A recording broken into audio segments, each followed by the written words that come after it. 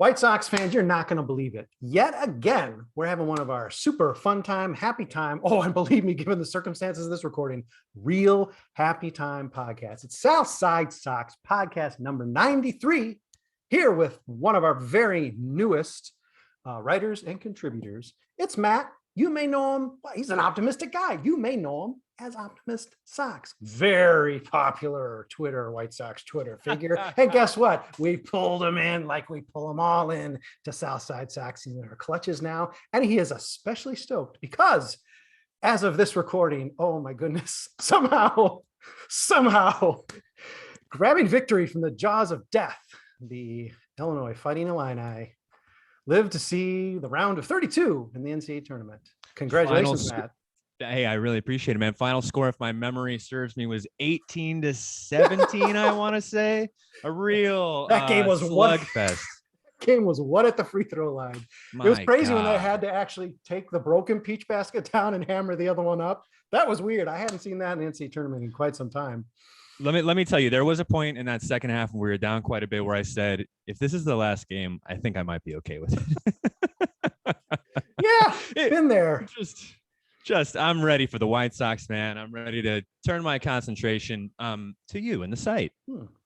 Matt and listeners and readers and occasional viewers, welcome back to Southside Sox Talks Basketball. Okay, let's just squeeze one more in. My team hasn't tipped off yet, but gotta represent the Horned Frog. So yes, it is bolo tie, okay. spit and blood, like those horned toads do. So, Matt, I don't really care, but I figure as long as we're gonna be talking some Illinois basketball, might as well represent, right? So I'm trying to think of famous TCU alum. There's LaDainian Tomlinson off the top of my head, but for baseball, there's got to be some. Matt, aside from me, okay. Yeah, well, let's think about somebody else. Kurt Thomas. He played for a long time in the NBA. He went to TCU. Oh yeah, no, he played about 45 years, I think, in the NBA. He did. At one time, because in a prior life, I was a basketball journalist, Matt. I did actually one time, knowing I was going to speak with him in the locker room, did actually pry the Horned Frog class ring with the Horned Frog. You got to buy the jewelry if it's got something this dumb on it. Flashed it to him. Got some props. I don't know why. Okay, he gave you a fist bump or something. He gave. Come on, what clown is going to walk in? That's what I'm saying. It would have been terrific. Out, man. Yeah, it would have been terrific. He was like, "Yeah, good stuff, man," and kept it moving. Oh, I've got many of those, but yes, not specifically. Yes, I think he must have figured if the guy's going to bother to dig out the ring, all right, yes, I'll play along. Yes, yeah. I'll play along. Anyway, haven't even tipped off yet. Who knows what's going to happen? Who really cares? But anyway, good excuse to pull out the bolo tie for the first time on a Southside Sox podcast. So hell yeah, it's a debut. I feel so damn lucky it was on me, man. Yeah, no kidding. Okay, well, we will seg reluctantly, without even a commercial break. We will seg from Southside Sox Talks college basketball, which will surely disappoint the approximately 45 staff members who are somehow affiliated, if not alums, of the University of Illinois. Okay, we'll just put a pin on it. We'll podcast number 95. We'll talk about more. Make sure I'm on that one. Yeah. Okay, but absolutely, only fair. But at least the first half of this, Matt, we're going to talk a little bit about you. As always, running concurrent with this podcast is Matt's post, Meet the Players. So, pause as you're listening, focus and read it later, do both at the same time, whatever you need to do, but you'll learn probably a little bit more about him that maybe we won't get to here in our chat, but check that out. It's up at the same time. Hey, it's Optimistic Matt on Southside Sox Day. Saturday, all day. It's all Matt. All right. I'll make sure. My dad's a reader, but I'll make sure he puts in a few extra clicks on that day. Sweet. Yes, as you pointed out, big with the boomers. We love you. Come on. I think they're the only ones watching baseball anymore, man. I'm sorry to say. Yeah, well, let's just go down with the shift if it's going down, Matt. Okay, let's talk first. How in the world did you become a competitive from T-ball into college shortstop when you come from Ron Kittle left field slugging steelworker territory? What's going on with that?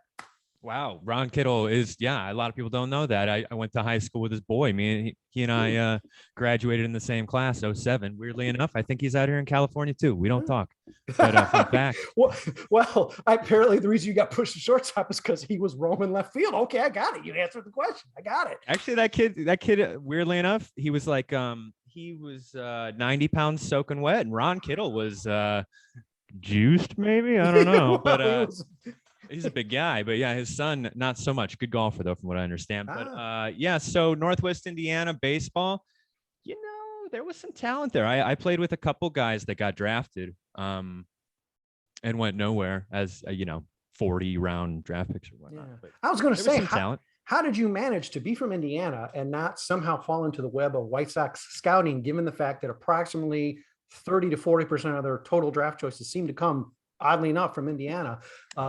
Pretty interesting. No, I mean, it just seems strange that it's not even Illinois. It's just, man, they always hit. They've got some really good regional scouts, I guess, covering Indiana, because it's like every year, and sometimes fairly high. Jonathan Stever, Logan Sauer, Royce Ring. Royce, that oh guy? My God, going back to Royce Ring. All right, hey, listen. Wait, do you remember what school he was drafted out of? I do not.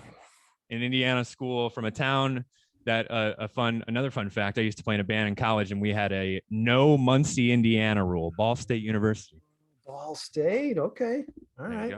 Well, the White Sox touch them all.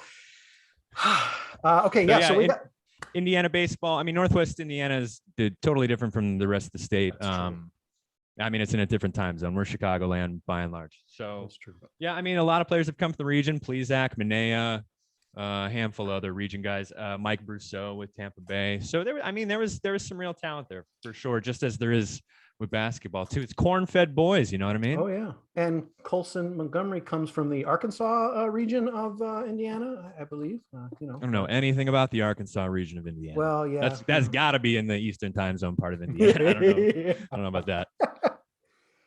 Okay, well, you spoke of it. Punk. We have a lot of music roots here in South. Of course, we have roots everything because we have about 800 people on staff, so it's not like a shocker. But including, given the punk connection, I mean, the dearly departed Rob Wormowski had just joined up with us when, unfortunately, he was taken very young, but Chicago area, defoliants, buzz muscle. So we've got a little bit of punk credibility on the side as well. So right now, no longer really playing a lot of shortstop, more likely to be taken in, say, a punk show. Well, you know what? I should say I am juicing the lemon as it relates to the last bit of health that it's left in my knees and my back. I play in a Latino Sunday men's baseball league in South LA. Now you may be saying, Matt, you don't look Latino at all. And that is true. It was a total mistake that I was even on this team. I was connected on a group text with somebody, and he mentioned that he played in a baseball league, and I said, hey man, I love that. I would love to come on down. I got a cup and everything. So I go down there, and we see each other, and we realize that neither of us know who each other are. So they throw me in like the 5th inning or something, and second base is just like a defensive, just like do what you can do, buddy. Right. I did what I can do. Nice. And that was years ago, and I'm still on the Northeast LA Dirtbags, although roaming left field these days, like a Scotty Pods. Okay, all right. As long as you're flashing the Sox, okay. But yeah, you're right about the punk shows. LA. Was a breeding ground for its own brand of punk in the late 70s, early 80s. I get into that quite a bit, but I get into the Midwest stuff too. Shit, get into the East Coast stuff as well. Can I curse on this, by the way? You can do whatever you want on this. Okay, absolutely. I meant to ask that earlier. Cool. Oh, well, it's always fun to just spring it. Yeah. Well, it just comes out sometimes. Damn, sure. And it happens in the age of Zoom. Anytime I get on with my boss, it will occur to me about 15 seconds afterward. It's just like, did I just say fuck? Too late. Yeah.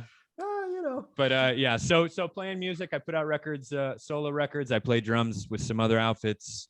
You can catch us in some closet in the back of like a convenience store or something like that. Play mostly DIY gigs, but yeah, still doing baseball as much as I can, man. I still got the old Louisville Slugger over here. Nice. And representing all ethnicities, which is great, which is what we're all about. Absolutely We're a not. rainbow. No. I cannot step in on anybody else's ethnicity. I am the most boring one, and that's Caucasian. At left field, also sort of boring, but hey, man, Kind of boring. Maybe where you put the guy who sucks, who's 33 and maybe like way over the hill. I don't know. you know. Okay. I think again, I don't have it in front of me. I'm not going to pretend I do, but I believe first memory listed has to do with a trade and not an actual play or game. Before I let you explain why in the world that's what's listed, I'll just point out the fact, aside from the fact that it's just wonderful, it's always wonderful to shoplift from your crosstown rivals. It's particularly interesting that you would bail on your first round pick before a year was even up in a deal like that. So I could see why it might be I could see why it might be a highlight, but please to explain. It's interesting you say that because Minnesota just traded their most recent first round pick for a better name than the one we're about to bring up. But damn, Sonny Gray, really? You must really not have gotten a good scout on that first round pick, huh? Anyway, we're talking about 1997, 96, whatever. Yeah, late. We're talking about a little swap between the Northsiders and Southsiders. That would be Matt Karchner going from the White Sox to the Cubs for one John Garland. And that is my first White Sox memory. And I will say, so I'll just go ahead. You were a big agate type fan when you were a kid? I was at 8 years old. I loved middle relievers. Yeah. No, Turk Wendell was my guy. No, so my grandmother, Lorraine Gollenbeck, I actually have a plant right there that's named after her, Lorraine Gollenbeck. Hello. She was a huge Cubs fan, and she lived with us at the end of her life. And that was, I was really little at that point, 8, 9 years old. So she watched the Cubs every afternoon. They would typically be on in the afternoon, and I would always watch them with her. And frankly, like at that age, I don't know if I really quite understood what meant to be a fan. I just, watched them and enjoyed baseball. And I knew the Cubs like the back of my hand. I could really go through those mid-90s rosters like it's my job, like Mel Rojas and shit.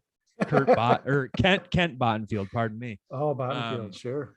But yeah, I do remember Karchner going to the White Sox, and straight up, I didn't even know really the White Sox existed. All I really knew was Cubs games and my grandma watching them. And maybe I was a little too young to really do much other than throw the ball off the garage and field it. But I remember thinking like, wait, there's another Chicago team. And then around that same time, my dad had a steel mill injury and he was in the hospital, and he was a Cubs fan too, had been for most of his life. And this was the mid-90s Cubs. These were brutal Cubs teams. These were terrible before Kerry Wood showed up, obviously. Yeah. So they were terrible. And in the hospital, my dad, who runs a bit of a temper, would get a little bit too worked up watching these Cubs games, and straight up the nurses stopped letting him watch Cubs games. So he started watching White Sox games. And pretty soon he started getting into the White Sox a little bit more. They pissed him off a lot less than the Cubs did. He's got a son who's, 7 years old, trying to, find his first bits of fandom. The White Sox are a much more accessible park, financially and in terms of like our geography. Yeah, so right. Yeah, my first White Sox game that I ever saw, I think it was 99. It was Kip Wells on the hill. And I was hooked ever since. I went to, and the other thing was, we lived in pretty close proximity to South Bend. And that was back when the Silverhawks were the A affiliate. So I must have saw 50 Silverhawks games before I ever saw a White Sox game. So a lot of those guys that came up in the system, not many dudes from A-ball made it all the way up. Right. But every now and then they did. Yeah. So it was cool. It was cool to sort of follow them through the ranks, and all that added up to just around that age, maybe becoming a huge White Sox fan. So are you coming from like close to or completely like a 100% Cubs family then? Is there any split there? Because it seems clearly between grandma and your dad, you were heading in one direction for sure. Everybody was Cubs, yeah. But then when my dad flipped, and I think that was around the time when the kids could play. So this would have been 96. So a couple of years later, they still were toting around some random dudes in 96. But by 98, they were a pretty exciting team. So I think he just really got into it too. And I was the perfect age for it. But you're right. My mother, my sister, my grandma, who passed not long after that, but the family was mostly Cubs fans. And yeah, I'm not I don't go easy on them at all. Yeah. And of course, then you've probably fielded the question like I do, being born north of the city. And how were you a White Sox fan from the jump? You would then have to get questions saying, hold on, wait, I mean, not exactly claimed territory, but I mean, that's pretty far south side. And yet you're Cubs fans. Had the family relocated from an area that would have been more friendly to Wrigley, or somehow did you just like the afternoon baseball? I think it must have been, yeah, my grandmother watched him in the afternoons, and my grandma was really a matriarch of that family. Like my brothers I had a lot of brothers and sisters. All of them really loved her. So yeah, I think just by virtue of like her sharing the experience with us, we became Cubs fans, and it's a sweet reason to be a Cubs fan for sure. But let me be very clear: screw the Cubs. So right behind you there, and no irreverence intended to the matriarch whatsoever. Let's just make this clear that the John Garland Matt Karchner trade didn't actually kill her. Well, yeah, I would. You know what? I don't know right off the top of my head how Karchner did with the Cubs. I imagine he was around a 4 ERA guy, like as he was. And you'd think if he didn't really hit the ground running, as they saw what was happening with the guy they got rid of, they probably wanted to sweep him away pretty quickly. Sort of the opposite of the Rick Hahn effect, which is, well, I'm just going to double and triple and quadruple down on this guy because I can't really admit that things didn't work out. Hey, speaking of Garland, maybe you'll remember this, but I was watching Big Frank highlights the other night while I was stoned on my couch, and there were some highlights. Yeah, absolutely. He was playing for the A's at this point, and it was a game against, it was the A's, wasn't the Jays. A game against the Sox at Comiskey, and John Garland was pitching, and he hit 2 dingers off Garland. And maybe it was discussed at the time. Maybe we need to go back and look at this. John Garland threw him 2 batting practice belt high fastballs, and Frank parked them both. And I gotta say, Garland looked like he didn't even rear back. It looked like he lobbed it up there. Man, I'm not gonna lie to you. I was at that game, and my God, really? We were giving Frank the standing O. By the second homer, there were fewer people giving the standing O, and I was like, "What? Time out." First of all, we sort of ran this guy out of town. He obviously can still swing some lumber, but yeah, Watch the replays of those, man. It looks a little suspicious to me, but I appreciate it. Yeah, the goal. Yeah, well, the golden parachute can be delivered. Clearly, he did not get one from the White Sox, even that Kenny Williams, I think, actually, drove him to the airport and just sort of pushed him out. But yeah, funny you bring that game. I was wondering if that was the game you're going to bring up. Yes, Have they repaired their relationship, Frank and Kenny? I would imagine so, right? I do think it's better. I mean, he is around the team now. Obviously, when when you need somebody to lay on a couch or take up an entire couch. I'll say this about Frank. He has really improved, like on screen over the years. I got no problem with Frank. And you know what? Yeah. Last year's sort of what was like Stone Out or something. There was like a long streak where we were getting a bunch of random dudes on the telecast. And that was kind of like a fun little ringer to go through. Gordon was sort of fun. Who else came by? AJ probably came by. Well, he was doing play. I think he's so affiliated with Fox now. Maybe he didn't, but he did broadcast the playoffs, which was very notable because he seemed to really hate his former team. But there were a number of, and none of them I don't think last year were Bill Walton. So we'll have to wait another year for that. Or wait. You're pro Walton, right? Oh, that was unbelievable. That was extraordinary. I don't get people that don't like Bill Walton. He's so funny. Yeah, and I mean, I get it. It's 20% more than he needs to. I get it that he's really leaning into it, but really, this is the one thing we're going to pick on. Benetti's the perfect guy to wrangle him like back to the center too. we're close. We're just back. Yeah, maybe as much just as much as he can. As much it's like throwing a lasso around a tornado, probably. Yeah, if it was weekly, okay, it might get a little rough. But yeah, once a year, I think. I mean, we put up with the latter 5 years of the Hawk Harrelson experience. So I think we can handle a game a year of Bill Walton, especially given there's some really awesome rapport with him and Jason going back to basketball as well. So come on, yeah, of course. All about it. Hey, lasso around a tornado. Those are the types of metaphors you can now expect in your weekly recaps from SoxOptimist on the site. You ready for that? Absolutely cannot wait. These are the things I stay up nights waiting for, because we just want some true order. Yeah. Some fun, some feistiness. And yes, I now know that I have invited the right fella in for this sort of thing. Okay, what else we got to cover about you? Okay, Kids Can Play. I think you've sort of explained that's the natural entree. I'll give you a quick... I was just the right age, man. They fell on my lap at the right age, and that team was real fun.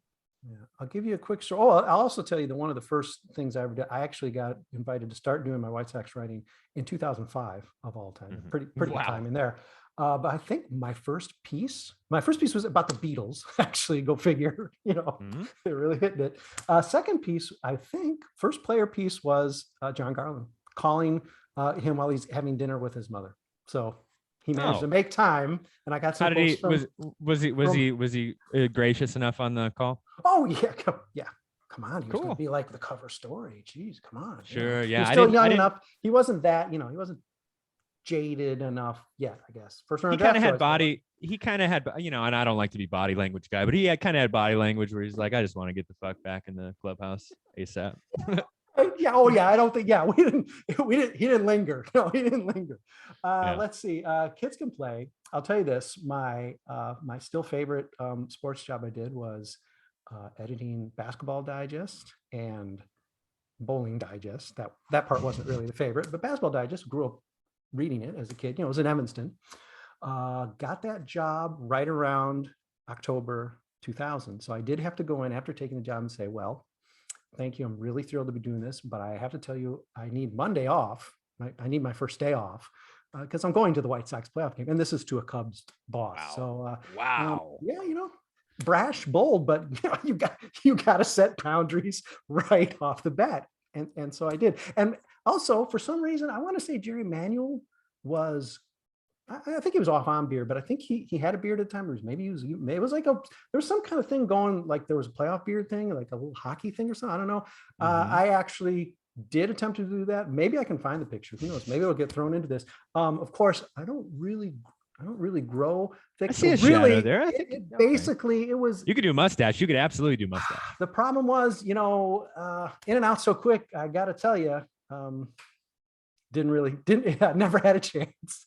All right. Well, when I covered the Blackhawks and they won a Stanley Cup, it was like maybe actually legitimate beer. But of course, that's like 8 months of 8 months of playoffs. So yes, I had it maybe actually was getting into the ZZ category. But yeah, the White Sox and Manuel and getting run out of those playoffs in 2000, I'm sure was crushing for a young fan. But I have very distinct memories of that series for sure. You remember Kelly Wunsch taking a liner off the belly? I think it was game 3. He came in game 3 and it was a pretty close game. I think that's when Baldwin shoved and it was like a 1-0 game or something. Yeah. And Kelly Wunsch was in a high pressure situation. Yeah, line drive right off his belly. I don't know if it was Sun Times or what the next day, but the picture on the front page was like Kelly Wunsch doing like an O face as the ball hit him in the stomach. Yeah, well, when you're swept, that's a treatment you get even from the local press. We have actually written pieces, or at least a piece, backing Nancy Faust, and for her to get an actual statue. She, of course, is far too gracious, far too humble to act like she's anything but pleased about having a little plaque close to where the organ is now. And I don't know what the dynamic is there with the White Sox. It doesn't seem like it's necessarily the best dynamic. I think no way. I don't get the feeling maybe that she wanted to not be doing this anymore. So I don't know. Okay, I understand, but choose that. Okay, I listen. Nancy deserves a red carpet anytime she's around that stadium, in my opinion. Have you ever met her? I have met her, and I have spoken to her at length. I've actually tried to goad her into doing even a regular podcast with us, which again, she is too humble to do. So, and she always says, why does anyone want to hear my stories? And then I say, and then I spend an hour telling her You why got no we would idea. want to hear her stories. Exactly. I had a brief back and forth with her in the DMs with Nancy Faust, and I mean, what you're saying totally jives with the experience that I had. It was just like, this might be the nicest lady on the planet. Holy shit. Mm-hmm. Yeah, so we have endorsed that. Laura Jansen wrote that for us. She's been elected to our White Sox Hall of Fame, the Southside Sox White Sox Hall of Fame, I think in at least 2 different categories already. Obviously, I mean, is there a more beloved, figure associated with the White Sox? And maybe it speaks to the fact that they're not, exactly the Yankees with all their triumphs, but it also speaks to what an extraordinary person she is, and just sweet as can be. Every time before games when I was on the beat covering, and even as a fan, you could stick your head in there. It's not like there was some sort of restricted access, but yeah, I'd always ask for some safety dance.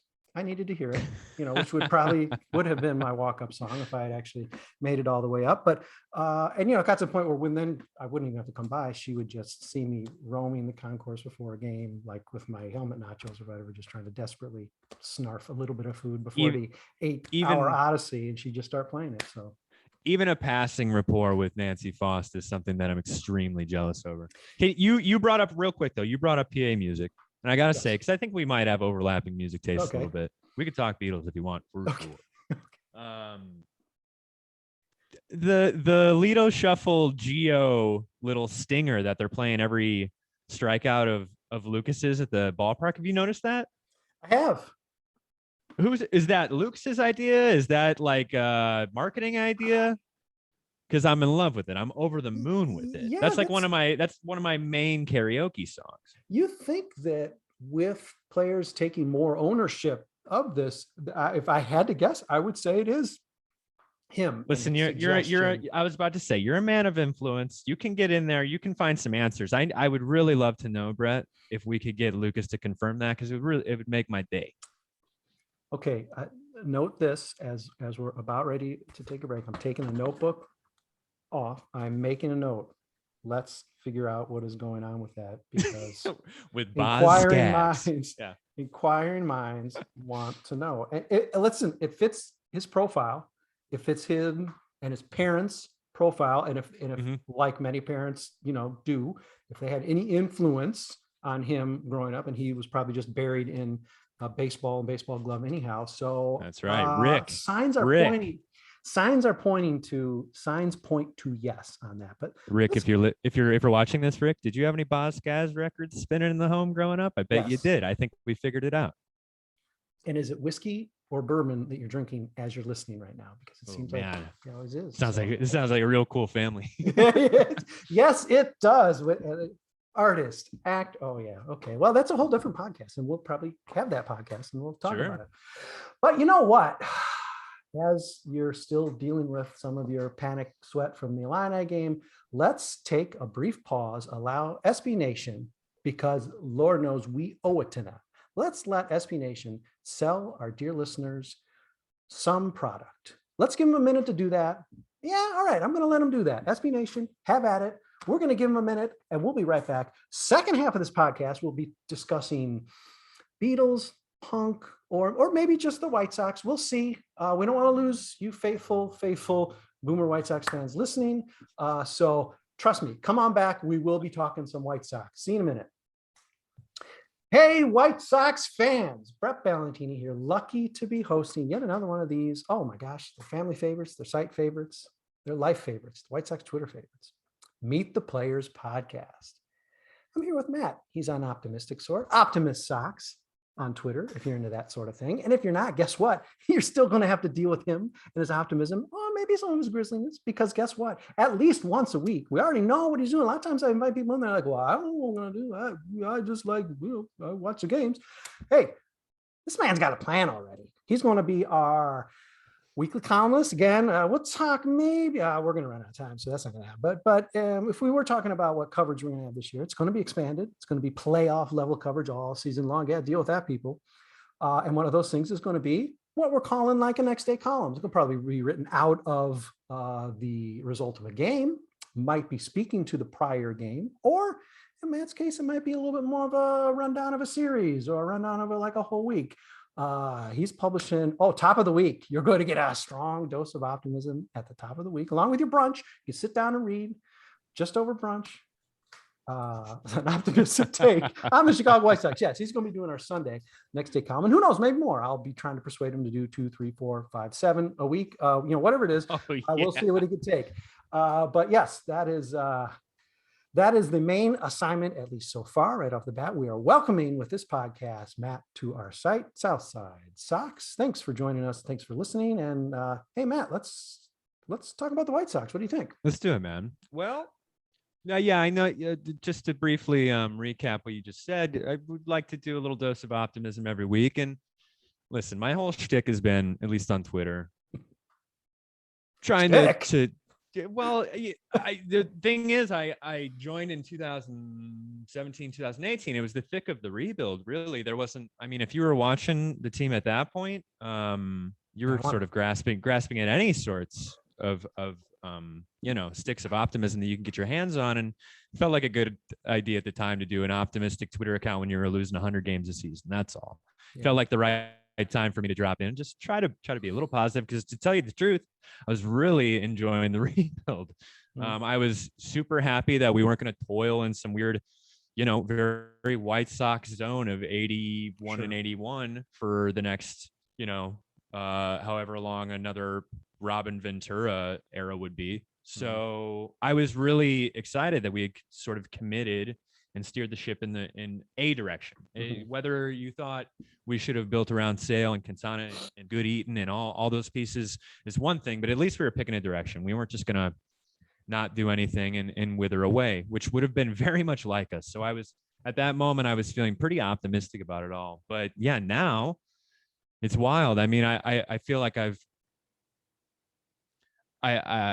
point of that Twitter account has been lost a little bit, where now there's optimism pretty much at every point in the lineup. And it's funny because now all anybody wants to do is be very angry and upset. And listen, I'm right there with you. Okay. I just to be very clear, the account is an attempt to be an optimist, but I inherently fall probably somewhere short of that. So in as much as I'll be sharing optimism and really searching hard for the things to be optimistic about, it might be Tuesday's giveaway. It might be an upcoming series in Baltimore. It might be all sorts of things that are unrelated to the product on the field. But you know what? I will try as much as I can to keep it, the product on the field, and that would bode well for our season, I think. Yes, it would. If that becomes easy to do, oh my goodness, it will be a rash of optimism that will sweep the site, and we will pin it on you. We will say you infected us all with the happiness that comes with not actually filling the right field hole for 10 or 15 years. So yeah. So I mean, if we can pull it off, then all the better. Don't ask me how optimistic I am that we're about to fill that hole, by the way. Oh yeah, I think that ship is crashed somewhere off the shore. Is that the consensus that we all kind of? I mean, you said when will this be posted? This weekend? Oh, this is we're talking on Saturday morning, young man. Oh, pardon me. Saturday morning. Good morning. Oh right? Yeah. It's not even brunch time yet. If nothing happens by Saturday, which I expect nothing will, perhaps the tilt will have gone in the favor of no, they're not going to do anything, are they? Yeah.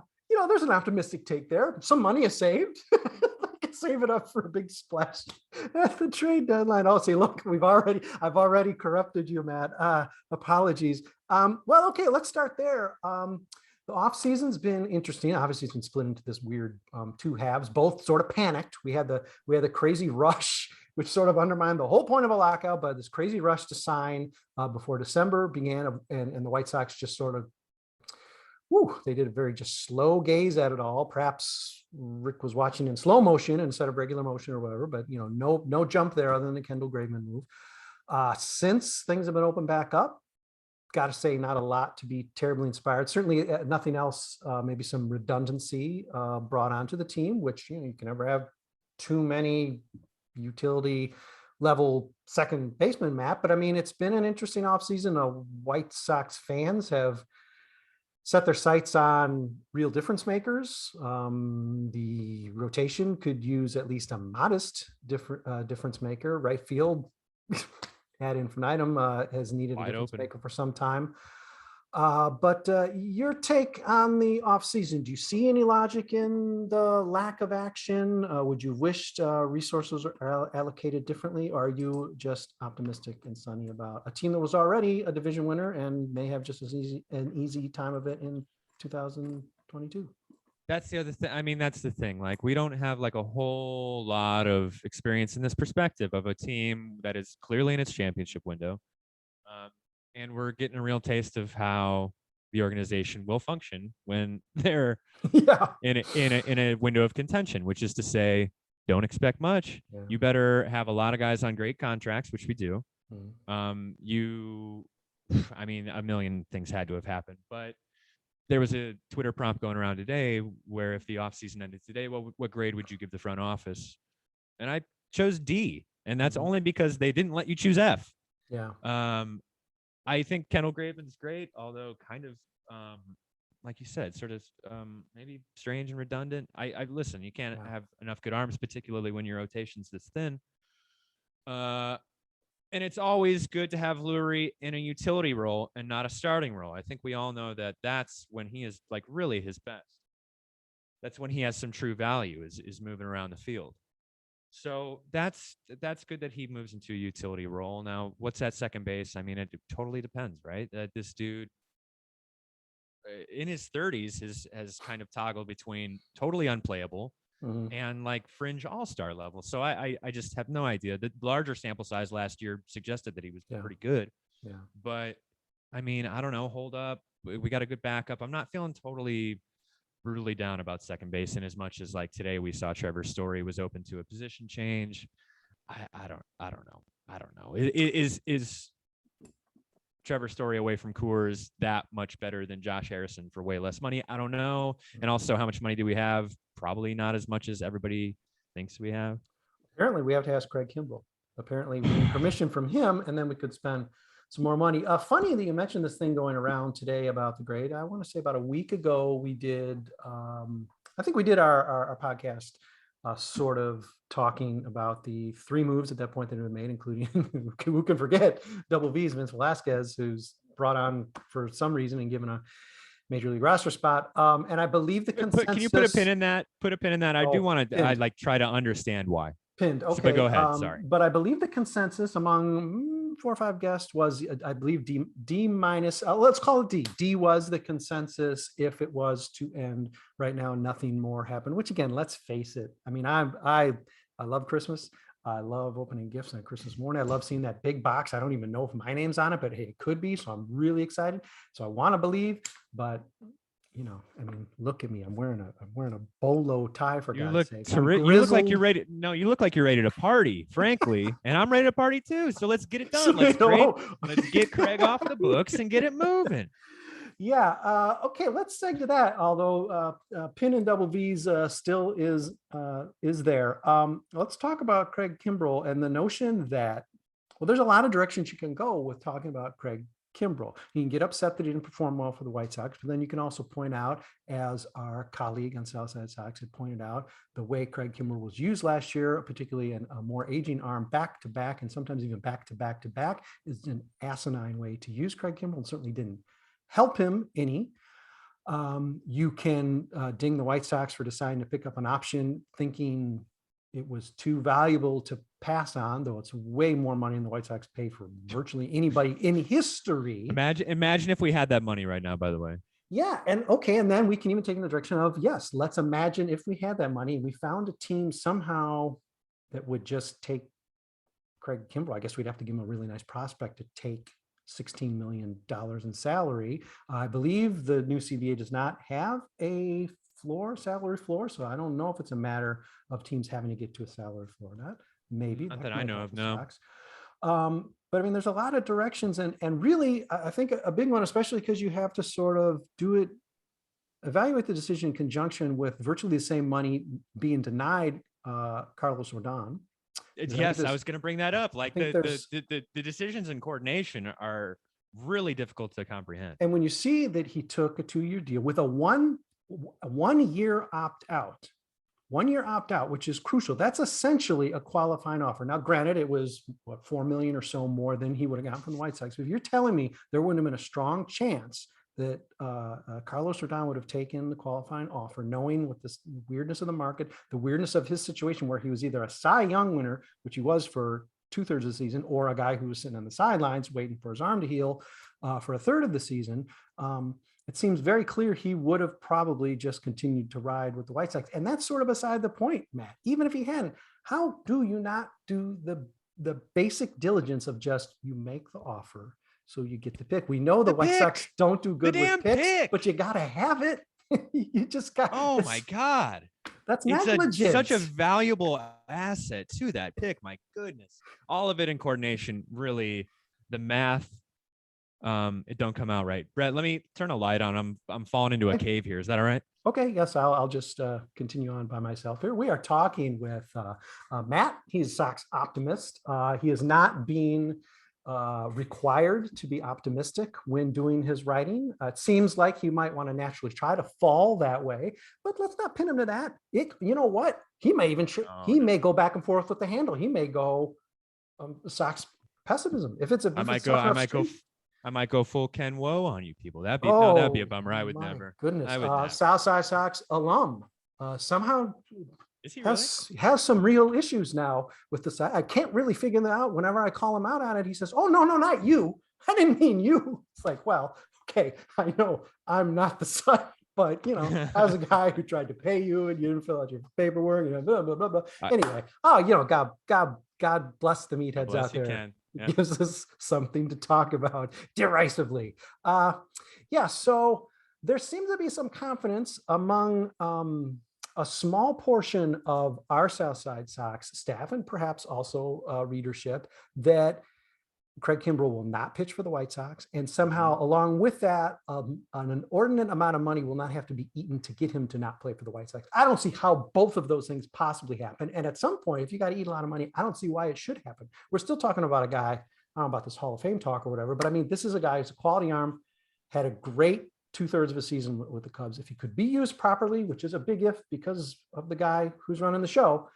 but if he could be used properly, or even less, given that the bullpen's bolstered, I don't see why he couldn't be extremely effective rather than just dumping him and then getting to grumble because you had to eat, like $8 million to do it. At some point, what is the point of doing that? Given that he's like the linchpin at this point to either additional spending or like weakening your team, what do you do with the guy? Do you think he is a guy it's best to keep him? You're right. We did bolster the bullpen. I love Graveman. What's the timetable for Kelly, by the way? When's he back? I mean, to hear him talk, he's ready to go now. So, I mean, I think this might be a precaution where it's like, hey, you know what? It's going to be some weird, like feeling out the start of the season anyway. So let's think maybe he's ready to go May 1st. I don't think that's crazy to think he's ready to go, pretty much first full month of the season. Point being, there's plenty other bullets in the chamber. And if we could roll Craig into a trade deadline with like 20 innings in a 1 ERA or something, then we're talking about at least maximizing whatever value he has now, because these talks with the A's, that ship seems like it sailed too, based on all the people that are jumping in on it. The ship has sailed. The ship has sailed in terms of us not eating Craig's contract. Yeah. Unless, I mean, have you heard much about a deal with Cincinnati? I sort of saw that float across my timeline. At some point you wonder how much is just wish casting, because it's like, well, I mean, it's like when you're trying to like form these deals where we pack up a truck of junk and somehow get something back. I mean, that seems to be, I mean, I guess it's possible. I'm not sure why you do that. If you're actually trying to if you're actually getting stuff in return, I don't know why you'd necessarily turn your franchise. I mean, as much as they've already turned their franchise into a bit of a joke with what they're doing with the fire sale. I mean, that's a whole different level of it. And for Rick I'm sure he's sitting back saying, hey, you know what? There are injuries. You get a contending team that loses a closer, and okay, now you might actually be able to say, you'll take the guy for nothing, just to get him off the books, or you eat just a tiny bit, maybe you even get somebody back in return. It's a plausible scenario. Just by that time, who are you going to use that savings to pick up? I mean, Michael Conforto's not going to wait till May 1st to sign with the team because he's like, I know the Sox are going to do it. They haven't done it yet, but I know they're going to do it. So I'm going to just wait.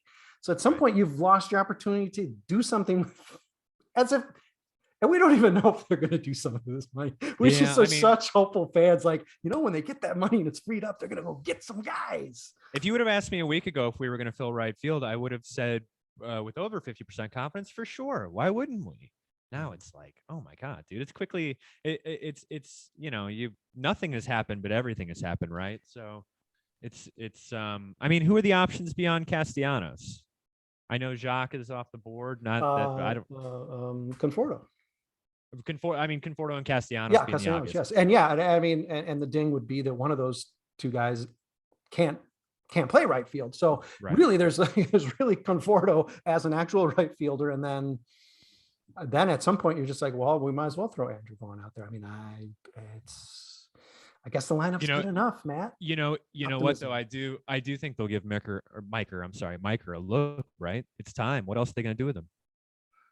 Well, I don't know. They seem to be busy tying up the roster spots with guys like, hey, let's take that pin out and let's talk about tying up a roster spot in some sort of weird kismet where it's like, hey, we paid Carlos Rodon $3 million last year and he almost won a Cy Young. Hey, let's do it again and give him a roster spot, which I don't even believe. I don't remember if they guaranteed Rodon a roster spot. It might have been a major league contract. I think it might have been a minor league contract. So they are treating Vince Velasquez, a guy who's done nothing to earn such respect, quite a bit of respect when there were still maybe even actual other guys that could have been picked up or traded for. Now they further handcuff themselves with $3 million. Doesn't sound like much, but to the White Sox, I want to give a very clear disclaimer. Last year when they signed Rodon, I was not enthusiastic, like many smart people were. I feel like that was a pretty tough one to know that he was going to come out and be the fucking big unit. But I wanted Quintana. So yeah, I will say, as I sit here and comment on Velasquez, there's 1,000 different ways to be wrong about this. And I'm sure when he signed, you thought the same thing that I did, is that we're going to get a quote in 2 days about how Katz sees something in his mechanics that he wants to work with, right? Oh, he's dying. He was dying. He's dying to work with him. Dying. Okay. He's dying. Let's see how that bears out. And you know what? Well, that's going to prove as some cachet going forward in terms of just like, are we willing to, because listen, if Rodon was the same type of project, then he's earned himself some goodwill to try to spin some more straw into gold with Velasquez, I feel like. So let's see how it goes. I got burned last year saying no Rodon, yes Quintana. So I guess I'm willing to at least wait this out and see. This is the optimism. It could be Gio Gonzalez. It could be Gio Gonzalez. I'm sorry. You're right. You're about to say this is optimism, Matt, but this is the optimism we're paying you the big bucks for because we desperately need it. Yeah, I mean, Carlos Rodon was a number 3 overall pick. He has wasn't done Velasquez kind of didn't Velasquez come some pedigree? Second rounder, okay. which is not nothing. It's not. Oh, it apparently it is nothing because we just punt him away when we don't give people qualifying offers. So it's no, maybe you could possibly make the argument that it's nothing. I guess that's true. Forget his resume. Forget the near perfect game. True. And, listen, when we talked about Velasquez a week or so ago on the podcast, Katz flying colors with what he did with Rodon. He identified the thing about it. I think his lower body, corrected something right away. And if you recall, and I know you do, he was nails for all of spring training. He was arguably their spring MVP. And then it became, will that play in the regular season? Okay. He led the team into the regular season. He led the team into first place. He put the team along with, really the rest of the rotation early in the season on his back. The reason why we stayed afloat. Yeah. The reason why we stayed afloat when Eloy went down and then Luis went down was because that starting pitching and he was the anchor. If there's been a more dominant first half, the only one I could ever think of was maybe Esteban Loaiza's first half in 05, but it didn't have the strikeouts like that. No way. But I mean, even not 05, I'm sorry, 03. And when you give Katz credit for that, then you have to say, okay, Ronaldo Lopez, similar progress. We'll call that a push. Nick Turley, the reason we picked him up, he was dying to get his hands on him, never made it up from AAA last year. So it's not as if, and Dylan Cease, you could say, that's about a wash. He's about the progress you should make. Let's see what that next step is. A lot of people are super hyped on him taking a big step.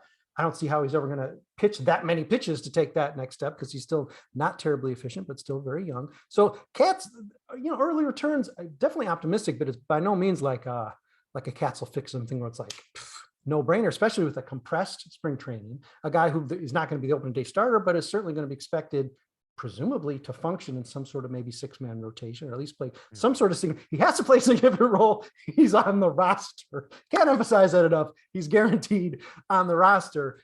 And for those who say, well, it's a dip in a toe in the water, they can just dump him. Well, the White Sox, they don't like to eat from. It was sort of a miracle that they paid Adam Eaton $4 million to go away last year. So yeah, no, that was a miracle. That was totally unexpected. I'm trying to think of a pitching example. I mean, they walked away from guys that they totally could stick a fork in, like Matt Latos and stuff like that. But I'm trying to think. Danks is the big one. He had a year or two left, and he was clearly, they tried to keep working him in. He was just toast. And I think it was more like, well, we see the writing on the wall, and who knows what sort of side deal was made where it's like, hey, can we end up deferring the whatever 20 million was still, we'll pay you till you're 70 or whatever. I don't know what the arrangement was, but yeah, that's one, and that's like almost really literally the only one, because you're right, like Latos and stuff, that's like, well, okay, that's very, it's nothing to get rid of Urban Santana when you are paying him $1 million. But the commitments made. I think the laughable comment made at some point within staff or on a podcast was, if you had known the White Sox were going to spend like $45 million this offseason, but yet still not significantly patch. Is that how much it rotation, is? I think it's adding up to that with Graveman, Kelly. I mean, just Kelly and Harrison alone, that's $15 million, committed. So, it's starting to, add, it starts to add up, and you think, well, okay, how can you spend that much money, and right field is still what it is. Second base is still what it is, even though I guess it's a little more plausible. That's a more minor position, and maybe there are actual candidates to fill. Who knows? Maybe Romy Gonzalez takes even another step forward. Who's to say what could happen there? But you still got a rotation. That's where I'm lost, because like there are so many variables, and you don't want to have that many variables. And then the things that we're not even talking about, Dallas is probably not moving in the right direction as a pitcher in terms of his value. Lance is super not young and had another second half last year where we were trying to work in as much rest for him as we can. Mm-hmm. And listen, if we take those things from last year and roll into next year and say we need to have a 6-man rotation, then I'm all for it. But what's the plan here? Like, are we hoping that Kopech goes out and throws 150 innings? Because that doesn't seem likely. And that's not even, that wouldn't even be the responsible move. Keuchel, we know, good or bad, they're not going to give him the 160 that automatically has them paying him Carlos Rodon money for next season, because that's what his kicker is. He gets 160 innings because they gave him, what did they give him last year? They gave him like 161. They could have even pulled it back last year, and they didn't, because it has to be one of these 2 seasons, and they gave it to him last year. Then it could have been like easy. Maybe if he caught fire, then you let him throw his 200, and there's been some strange deference to him as not just a player, but also as like a figure, like where he came in, it's just like, all right, we got a leader now. It's like, I don't think that's how clubhouses work, but okay. Well, it worked. It sort of worked that one time. It seemed like people at least belatedly embraced it, like the James McCanns and that, did, were sort of like on the side, and Tim Anderson was sort of like, yeah, I guess. And, because things worked out. Very agreeable guys, agreeable guys. Those and because it worked out, it's easy for them to be like, oh yeah, he really changed the course of the season. Ricky Renner was like, what is this guy? He's not supposed to be, I'm the manager. What's going on? But yeah, pretty much ever since, like 2-3 times since, it's been more like the immediate eye roll of, okay, what's this cranky guy talking about how the defensive position was wrong, or whatever. So yeah, I could see that wearing pretty thin. Yeah, that's a whole different issue. And we're stuck with him, and we'll give him as many innings as he can pitch, apparently. Might have no choice, but boy, if they give him 161 to kick in another 20-something million the next year, if he has this, 5 ERA. I mean, again, that's some real negligence. Can he file any sort of grievance though, if there's any case to be made that we're scaling him back from that threshold? Well, first of all, he's a guy who doesn't seem like he can go like 5 innings and start. I mean, what's the quick math? 150 innings, you get 30 starts at 5 innings. So he might just do that work for us. If he's getting that deep in the games to push this, Well, then I guess you're okay. sort of happy Yeah, with taking maybe him there's every year. maybe it's worth it. Exactly. I'm guessing the Hall of Fame manager can find a way to manipulate that in a way that there's hopefully. Well, no, actually, I take that back. There probably will be Dude, he loves written veterans. memos stating that they're not going to give him the innings so that the White Sox will be busted, because that's sort of how Tony rolls. But hey, here's a question. Yeah, go Okay, ahead. I got one for you after this. Go Okay. ahead. Well, my question was, speaking of Tony, and I've asked this on a few podcasts, so I'll ask you as well. This is a real test of your optimism. Will you be enjoying the 2022 Chicago White Sox because of or in spite of Tony La Russa? Yeah, so I think Tommy Barbie made a that's how I pronounce his name, right? Barbie? Yes, it is. Okay, Barbie. so he made a very, I mean, it was lobbed over the plate. But he said the more pitching decisions that Tony La Russa has to make, the more likely I'm to be disappointed. That's clearly not verbatim, but it seems like with all these pitching variables within the staff, the bullpen, and Craig and Dallas's innings and all that, as he is going to be very heavy-handed with that staff. And yeah, sorry. No, I know he revolutionized the concept of the bullpen and whatnot. If last year was any indicator, I mean, he didn't seem to have it figured out by the playoffs to me, which was kind of why we fired Rick Renteria. Yeah, which is why, I mean, yeah, it seemed, and for what it's worth, I like Ricky, but it was very obvious after that game 3 in Oakland that, I'm sorry, was that game 4 in Oakland? Game 3? Did we get swept? Game 3. No, we didn't get swept. It was just a 3-game series. So. Oh, right. Of course. It was very clear that he had to go after that. And it was largely because he had no idea how to handle a staff. I saw no improvement whatsoever last year. So listen, the pro Tony folks can wave the W last year. Okay. He pulled that team and it's a conversation I've had a million times, exactly how much a manager impacts a club over the course of a season. And I think as long as you don't overmanage, the most important job you have is to keep your clubhouse together. And those guys definitely ride for Tony. No doubt about it. Yerman notwithstanding, because I don't know who's riding with Yerman at this point. But I have to give credit to Tony in some respects, but as it relates to on-field strategy, I remember a lot more misses than hits last year. Is that fair to say? Well, Matt, I understand, you've just moved into our LA field office. You're sort of getting used to the environs, you're claiming your desk, you're learning the code to get into the building and all that. So, it's new. You'll be relieved to know that your gracious and ever humble host has developed a metric, and I call it, nobody else pays any attention to it and gives it any respect. So I'm going to just go out on a limb all by my own. Managerial war. It takes into account a few factors, but I will tell you that Tony La Russa's managerial war last year was awful.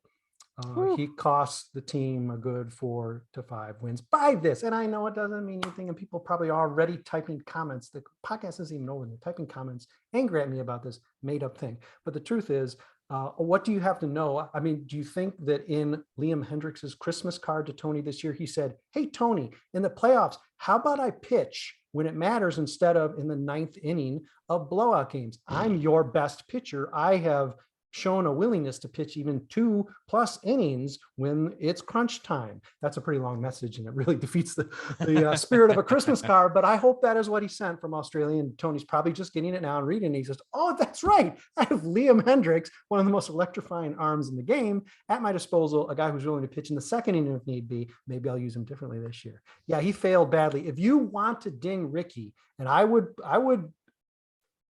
push against you for that whole Game 3 reaction, although it did not look good because he did not have much to. You recall 2020 White Sox had Dallas Keuchel, believe it or not, Cy Young contender Dallas Keuchel, and Lucas Giolito, who had that perfect 5 or 6 innings in Game 1.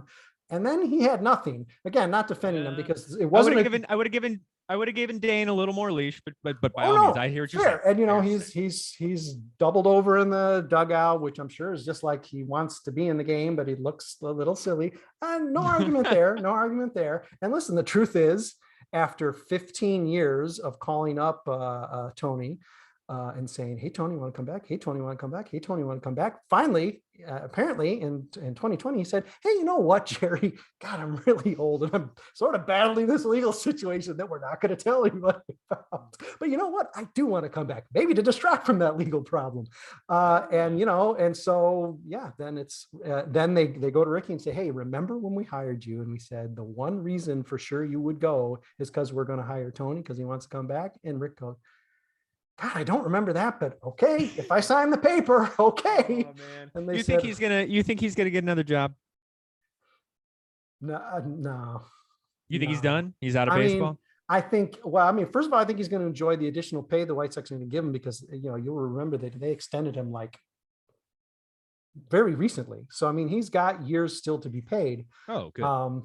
I think Ricky's okay. He's going to be rolling in ceviche for years. I don't think he's a terrible manager for what it's No. worth. No, We've had worse managers than Ricky. I think he got better. Unlike maybe Ram Ventura, you might say. I mean, you can't argue with his first season, although the way they went out in 2012 was pretty ugly. But I mean, listen, what he was doing, shadow ball stuff. I mean, the camaraderie. I mean, he clicked in a way that Ozzie was not clicking with his team. So, okay. I think I would argue that Ricky got better. Good enough? Don't know. And arguably had the camaraderie and I guess to some degree respect, despite the fact now apparently Tim Anderson is best friends with Tony. They're going to room together or whatever. I mean, That's what I'm saying, man. There's so much context that we're made sort of passively aware of, and I really think that plays a huge part in the role of a manager and the value of a manager. Just having grown up playing, and obviously I didn't play at this level or anything close to it, but the best manager is the one that just kept everybody level-headed, kept composure, kept focused, less so than calling the right bunt rotations and shit like that. Yeah. So although I do think Tony screws up a large portion of that stuff. I mean, it was sort of objective. I mean, he put in Liam Hendricks to pinch run. What do you want to say? Yeah, not knowing a rule, which again, and listen here, we spent a lot of time with Tony, and I'm not happy that Tony La Russa is our manager. Nothing really can happen to change that. They could win the World Series. It's still not the right move for them to do. But that said, we had a number of times last year, including what you just cited, some rule mishaps, some not knowing how much time you had or whether you could question or instant replay challenge a play.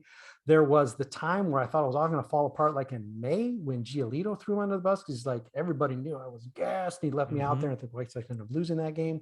Yeah. It's like, well, hold on.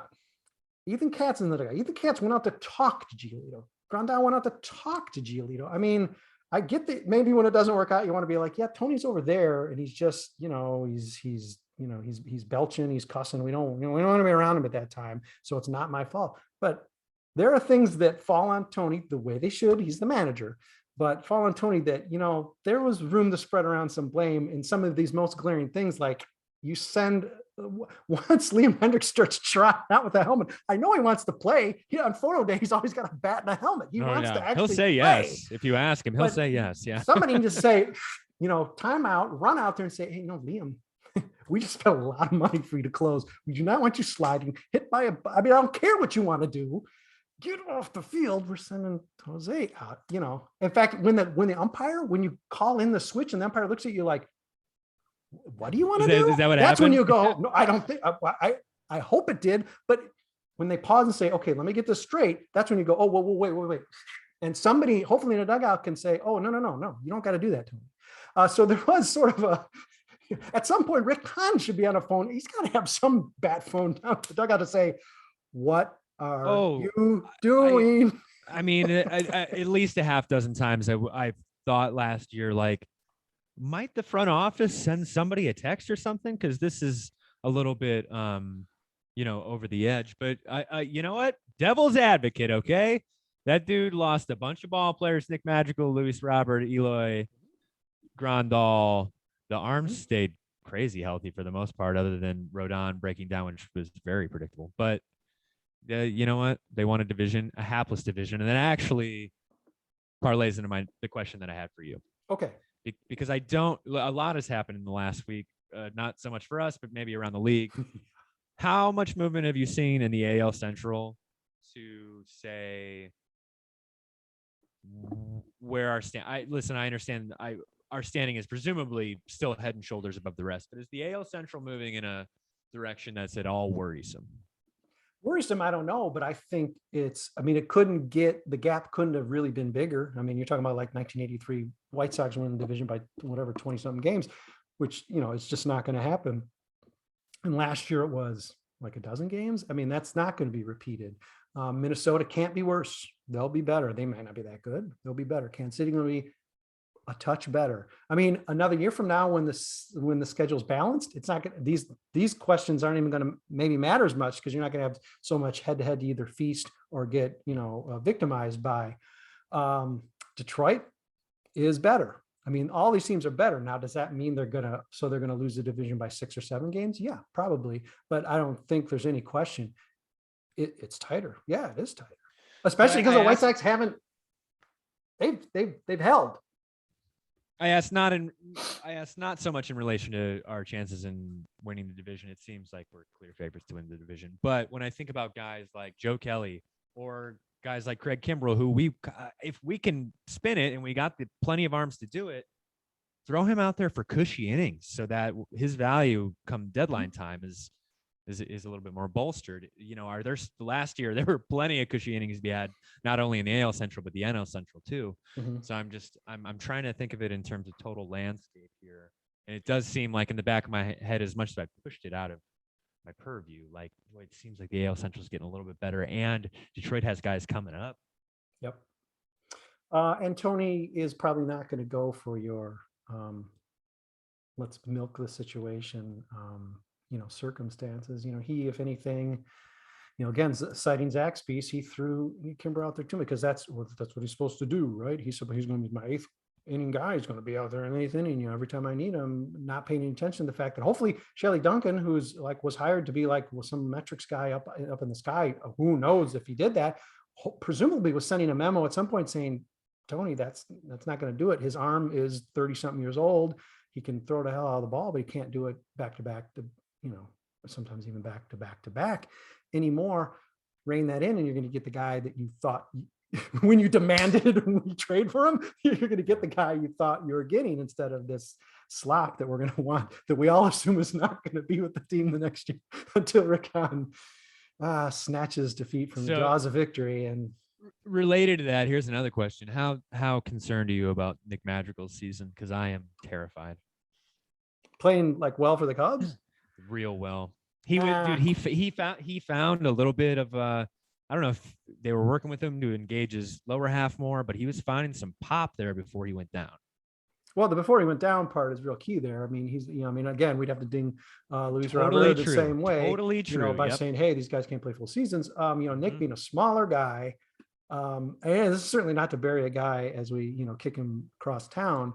I don't think he's going to perform in a way that justifies his draft slot.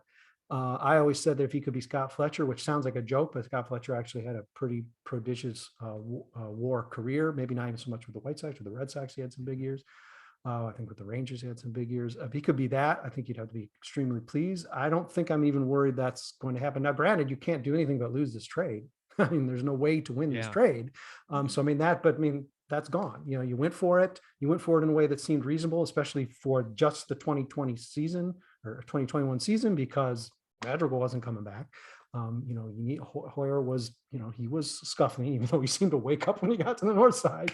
That's already a loss. That's a forever loss in trade. And, you just got to say that's what happens when you're going for it. But no, I'm not too worried. All right. As much as I want to project positivity, in my everyday life, and also here in my role on the site, I do get a little petty when it comes to the Cubs, and I'm terrified that he's going to be like Mr. Cub.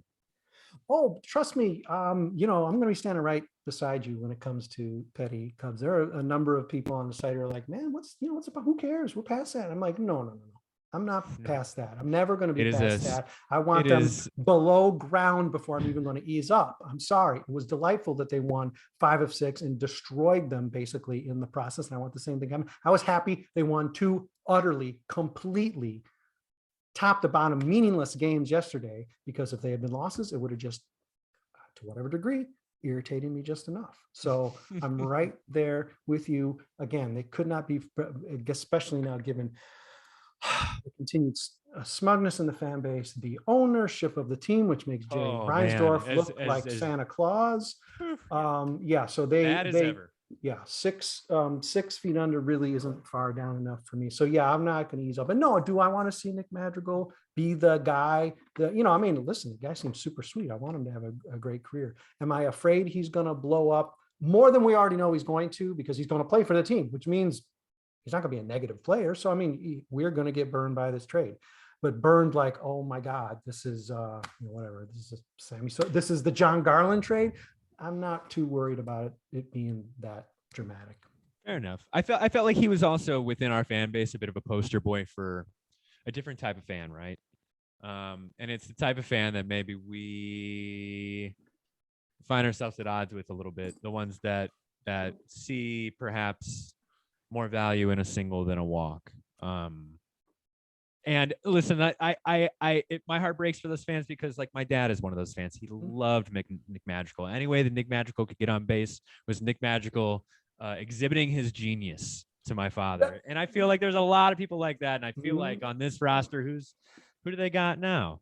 Nick Madrigal is the patron saint of White Sox dad fans everywhere, top to bottom. I defy you to find a White Sox dad fan who didn't put Nick Madrigal top three, probably right on top three players complete for a variety of reasons. Yeah, among them that inherent grindiness. Oh heck yeah, man! We should do not to like turn our website into BuzzFeed or some shit, but the top dad Sox players of all time. That'd be a hell of a discussion. That's something. We had Darren Erstad at one point, if you remember him. Oh, good Lord. Yes.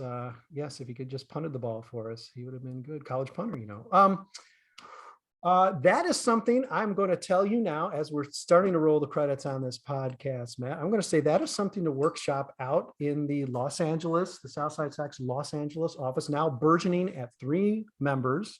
You guys are actually going to have to wear your photo IDs now, because we're not going to be able to necessarily tell you apart. The eye in the sky is going to need to identify each of you. But Will Allen, one of your colleagues there, wrote a number of very humorous pieces, which falls right in line with that suggestion. One of the ones I like the most, speaking of Cubs, was the typical, you'll recall from the Tribune era, they probably still do it, where they do their like, here comes a Crosstown, so let's compare each team position by position. And, they make cases for both. Well, as you might see where this is going, and believe me, even though I knew the joke about the second position write-up, I laughed hard at every position, because of course, Will saw every position being a White Sox advantage, when, in reality probably wasn't the case. I think all-time White Sox dad favorites. I think you've just given yourself the assignment. All right, fair enough. Yeah, I'll workshop that. Way to talk yourself into that one. But sorry, hey, you got some free time. I have a dad. You know what? I have a dad, so I really just need to call him and be like, "Give me a top 5, homie." Oh yeah, you can. I mean, believe me, we've had writers pulling, just text, verbatim from dad conversations. So believe me, it's all fair game. And if he's angry later, we'll give him a free subscription to Southside Sox. No problem. Hey, by the way, we don't need to do that. By the way, everybody, it is free. And, we love the fact that you enjoy Southside Sox so very much. And I'm sure you're very thrilled to know that we have a true optimist here. Oh, well, okay. Don't take it to the bank, because he's going to zag when you think he's going to zig. Trust me. It's Optimist Sox, AKA Matt. He is with us on staff now. Get to know him a little bit better. We didn't cover everything in the Meet the Player, so read that up as well. Listen and re-listen, then go over and watch on YouTube, and then come back and listen to the podcast. Oh yeah, I know this is a long one. This might be historically long, but Matt, I got to say, he is still working off the fumes of that very exciting Illini. I'm buzzing, baby. So I'm you buzzing. Just got to give him that. You got to give him that. I mean, I thought we were going to have to cancel this thing. I thought it was going to happen. No, it would have been hilarious if we talked with me just completely drained. Yeah, that would have been. I mean, I was ready to do it, man. I was not going to cancel, so by all means. I don't know that we've had crying on a podcast yet, so I mean, it might have been. Well, hey, listen, let's speaking of putting a pin. Hey, next round, let's make sure we talk after that game, because now I sort of want it to happen. We got a game Sunday. You might find me real sad. I can keep it open for you. That's fair. All right, let's keep that slot open. Otherwise, thanks everybody for, as always, listening, reading, watching. Without you, we're not here. Thanks to SB Nation for graciously allowing us to put together these long podcasts that help them sell product and make a lot of money. God bless you, SBN. God bless you, Vox LLC conglomerate. Matt, thank you so much for doing this.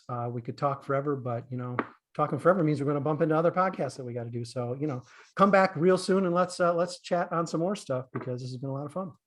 Had a blast, man. Thank you. Thanks everybody for listening. And, again, as I always tell you, but it's always true, we're going to have another podcast for you sooner than you're ready for it. So till then, take care.